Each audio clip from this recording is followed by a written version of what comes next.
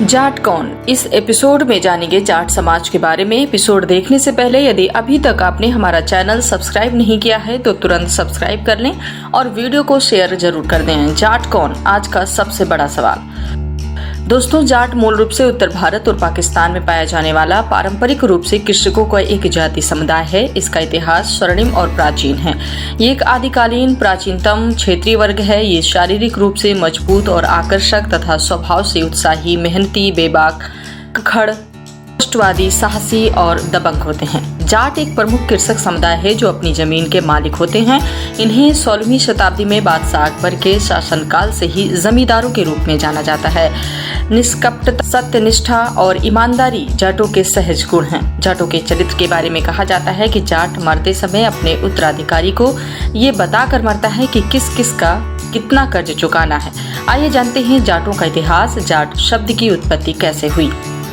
दोस्तों, जाट शब्द की उत्पत्ति संस्कृत के शब्द ज्ञात से हुई है। ज्ञात से जात बना और फिर कालांतर में ये शब्द अपभ्रंश होकर जाट बन गया। वहीं एक विचारधारा है कि जाट शब्द जट्टा से बना है। जट्टा पशु चराने वाले और ऊंट प्रजनकों के लिए एक सामान्य शब्द है जो समूह तथा जत्था में घूमते हैं।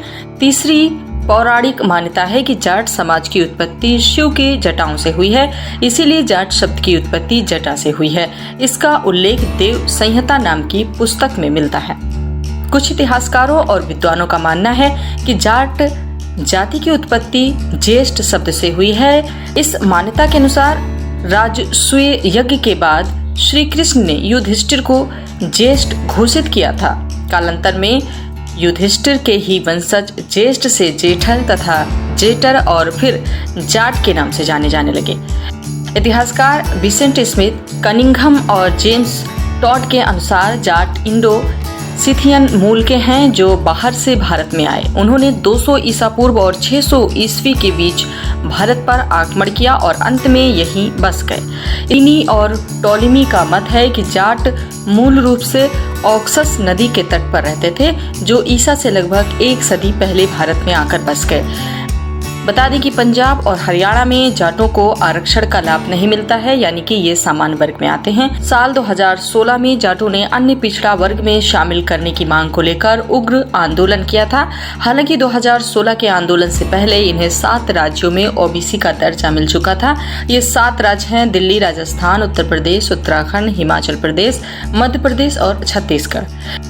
यहाँ इस बात का उल्लेख करना जरूरी है कि राजस्थान के 2 जिलों भरतपुर और धौलपुर में जाटों को ओबीसी सूची से बाहर रखा गया है क्योंकि यहाँ पहले जाट राजाओं का शासन था। इन 2 जिलों को छोड़कर जाट राजस्थान में ओबीसी आरक्षण के तहत केंद्र सरकार की नौकरियों में आरक्षण के हकदार हैं।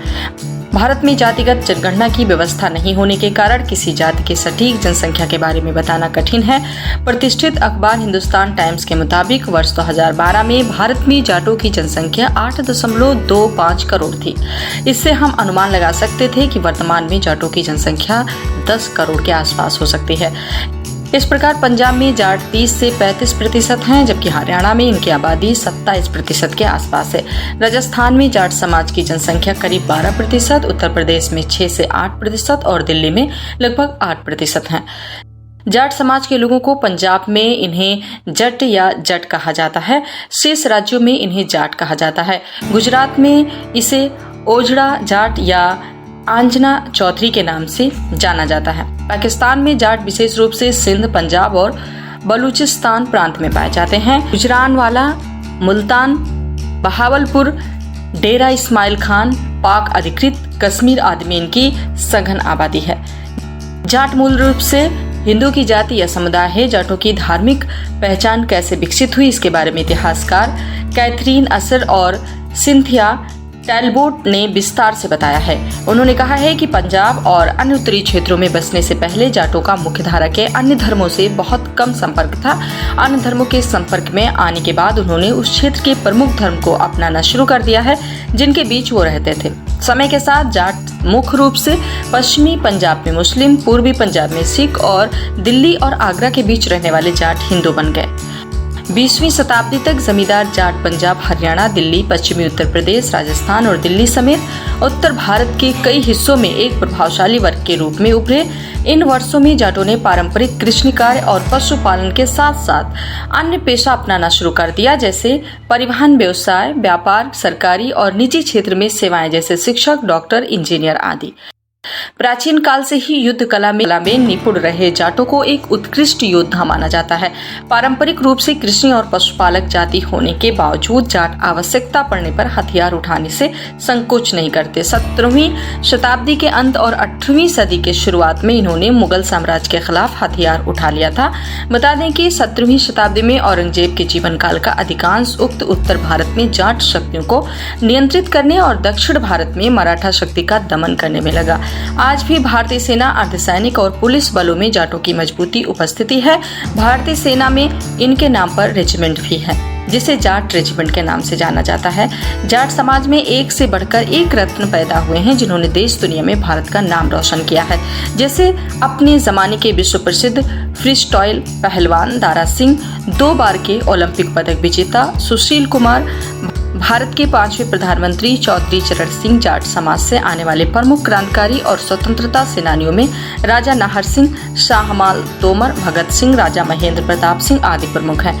उम्मीद करते हैं ये जानकारी आपको पसंद आई होगी। इसमें कोई कमी रह गई है तो हमें कमेंट बॉक्स में बताएं, ताकि अगले एपिसोड में हम आपकी दी गई जानकारी जोड़ सकें। शुक्रिया।